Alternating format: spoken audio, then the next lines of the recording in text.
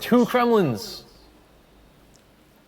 All right, welcome, ladies and gentlemen, boys and girls, worshippers of all ages, to our last match today. This is KSC, the current NA second-place team, versus WND, Europe's third-place offering. As we spawned into Land of Fire, Zath, talk to me about the KSC lineup in the green. All right, Raptor. KSC choosing this time. First time we've seen them doing this. Yeah. Two Kremlins, Raptor. Yeah. Two Kremlins. Very odd. Yeah, very odd. Identical build, right? So they've got basically all survivability, even vigilance, to reduce incoming torpedo damage and spot torpedoes at farther range. Unique upgrade, trading range for quicker reload in their main batteries. Also, damage control mod in slot 1, so your DCP party lasts longer, which I guess makes sense in a Kremlin because you only have a limited number of DCPs available. In this case, both have 5 because of their emergency repair experts. In front, let's see, heading towards A, we've got John the Impaler's Moskva, unique upgrade, gun build, 420 Blaze It All, Hargamo, that's Sate. Warped Chaos, also head in that direction with a unique upgrade, Des Moines and all that. Interesting, both Kremlins, by the way, heading towards A. We're going to talk about that in a minute, but keep going. In the middle of the map, we've got Siberia Dog. Once again, rocking that daring with Dazzle. We saw him do that last weekend, and it actually was possibly a decisive decision. And then heading to CCAP, we have, well, basically a smaller detachment. We've got the unique upgrade, Torpedo Spec Smoke Gearing with Blitz's Des Moines unique upgrade and gun build, and Hatake Kiyoshi's Minotaur. Remember, I believe Brisbane was banned, heading towards the CCAP. Now, Zath, do you remember how we've seen people smoke Des Moines into this island north of B? Yeah. They're gonna smoke a Kremlin into that position. Why not? I mean, okay then. All right, well, let's have a look at the W&D lineup here. They're already onto the A-cap, so let's start over here. Let's start with Ertug's Kleber, which is a fairly standard build there, running Swift and Silence, a little bit of gun reload, RPF, that sort of thing. Backed up by Ferris Alfaro de Passan, the second one of those we've seen. Still, to me, an unusual pick in the tournament. But, I mean, 30,000 HP, got kind of gun reload, and the fancy funny button. You can't really say that it's not capable. Backing them up is No Name's Wushta, gun reload, RPF, all that sort of thing. Mixes Minotaur, pretty similar build. Let's make sure. Yep, Radar Minotaur as expected. Yep. And then playing behind them mid is Xkaz Ohio here, running range, secondary range. Swift or Brisk, mostly a survivability build. Okay, all right, reasonable. Siberian grabs B, as of course the Kleber Alvaro bags A. Both teams sticking up a cap here pretty early. Fazy's Montana mirroring the Ohio position on the other side of the cap. Both W&D battleships hanging mid right now. Taking big long-range shots at John the Impaler's Moskva. All the way over on the... both of them have been doing that. Yeah, all the way over on the C flank, we're looking at Aelbard's Daring, trying to reverse into the bottom of the C cap. Fairly standard gun build there. Backed up by As the Rush Comes' Des Moines. Again, that's a unique upgrade, Des Moines, top grade gunner and concealment. Playing way on the flank over here, headed towards the 10 line, D&O's Napoli. All right. A couple quick reminders, guys. KSC number 2 NA, WND number 3 EU. And then our bands. Also, I want to point out. I was going to say the bands for this game, as you pointed out, were Ragnar and Brisbane. Right. Pikachu, I want to point out too, Pikachu didn't actually move up in the Kremlin. He's just been kind of chilling in that smoke. He moved up eventually. Yeah. But he's turning now. He's trying to, he's going to end up turning into what would have been Conga Line Torps, but they aren't there anymore.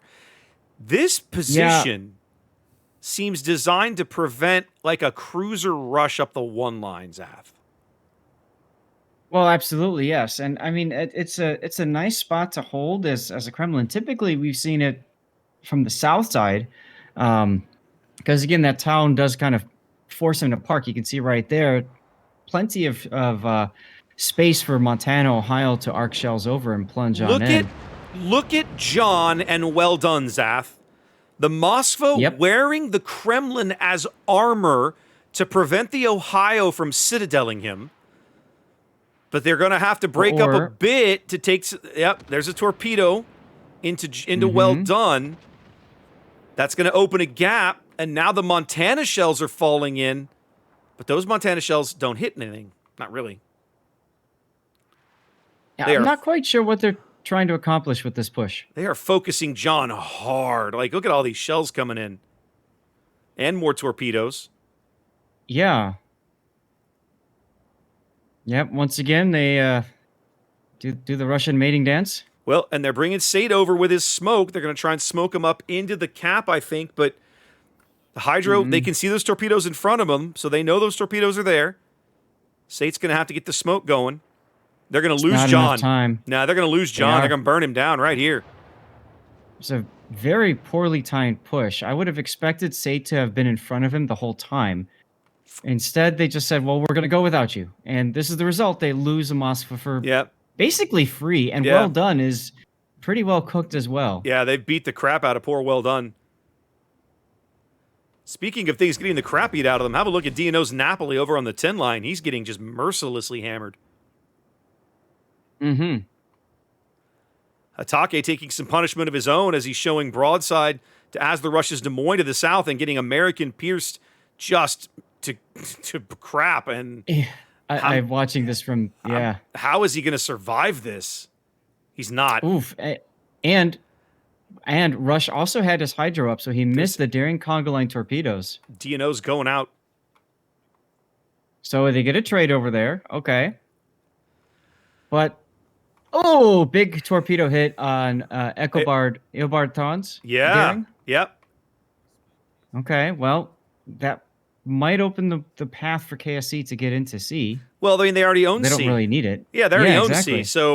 So basically, it's just a matter of defending C, right? KSC now down a ship, but up on caps, up on board control, and they are contesting A. Well Done's Kremlin sitting right on the edge, making for the island, although he's spotted by God and everybody in that smoke as he fires his guns. So the question is, how much health is he going to have by the time he gets there? Yeah, Minotaur's got Hydro running too. Yeah. So, I mean, that's it. They're just going to farm him out. Yeah, his DCP is on. Remember, it's a longer duration DCP, but his next heal is over. I don't know. His next heal's over 30 seconds away. KSC moving out to the lead just then, ticking up 2 caps, while at the moment W&D not ticking up anything, but that fire on Well Done is going to put him out. The score will flip back in just a moment. He is well done, indeed. He is very well done. They have cooked him nicely. I feel like this play would have been better, Zath, as if you had pointed out it had been coordinated better. Yeah.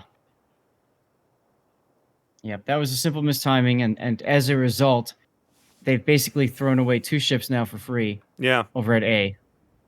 So, now they got to see if they can extract warped chaos from this disastrous flank. It's 5-on-2 here over at the A cap. Siberian Dog caught out, though, apparently. He just gave up a huge chunk of HP. Well, and even more as FaZe gets some Montana shells in.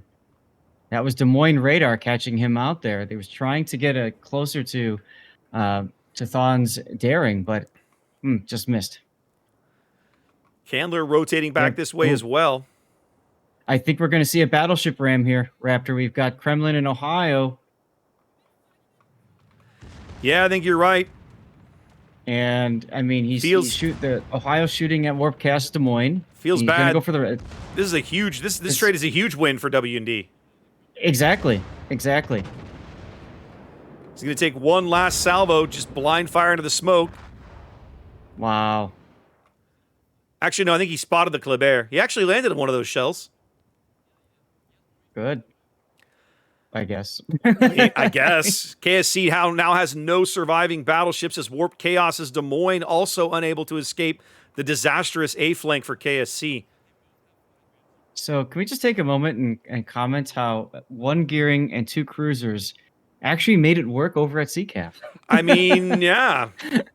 Despite all of this, you know what I mean? Like, Ick's getting punished now, but that's largely because he's been left by himself, right? Like, when he had help around, they were doing the Lord's work over here. Now that it's a huge ship advantage for W&D, it's all going Tango uniform at this stage. Yes. Tango uniform, indeed. Candler's going to be able to dodge these torpedoes. Well, I say that. He's slowing down. There he goes. He's got his engines back on.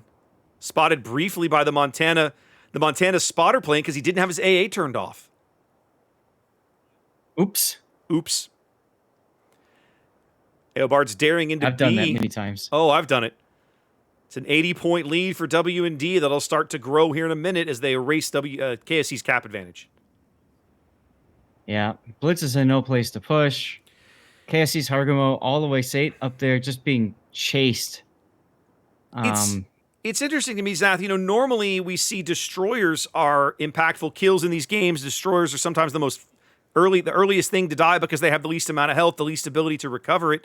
But in this game, at the moment, up until then, all of KSC's destroyers were still on the boards. Everything they had thrown away was a much bigger ship. Absolutely. As Siberian Dog goes down, Dazzle did not save him here. Nope.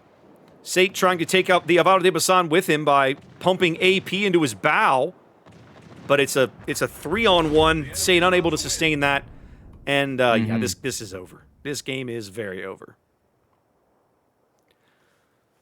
Well, W&D looking really good here, Zath. Although, like you pointed out, KSC feels like KSC kind of gifted them a few ships. With that said, though, W&D executed and picked up those kills where they were offered. Oh yeah, I mean, King of the Sea is all about taking advantage of opportunities. Yes. W&D was like, "Hey, you want? Okay, great, thanks. Thank you. We'll take your Mosfo. We will take your free points. Thank you muchly." Yep. I'm taking this couch. Well, Ix will go down here in a moment, and we'll be headed to Game 2 on Sleeping Giant. Now, we didn't see KSC play this strat in Land of Fire in the rest of the tournament. You almost feel like maybe they tried something new that just didn't work. Oh, they absolutely did, yeah. And looked cool. It looked cool. I liked the smoking the Kremlin into that mid position. It just didn't... I mean, it's a neat thing to see, but they didn't get him anything, did it? No, I mean, John the Impaler was very impressed for a few moments. Yeah. A few short moments. All right. Look at WND, by the way. Just nicely here. You go get this kill. Okay, now you go get this kill. Yes. Now, you can take this one. You like just sharing the love. Yeah, very egalitarian. Everybody chipping in there. All right, well, let's throw it back to the studio and see what they have to say, guys. We'll see you for Game 2 in a little bit.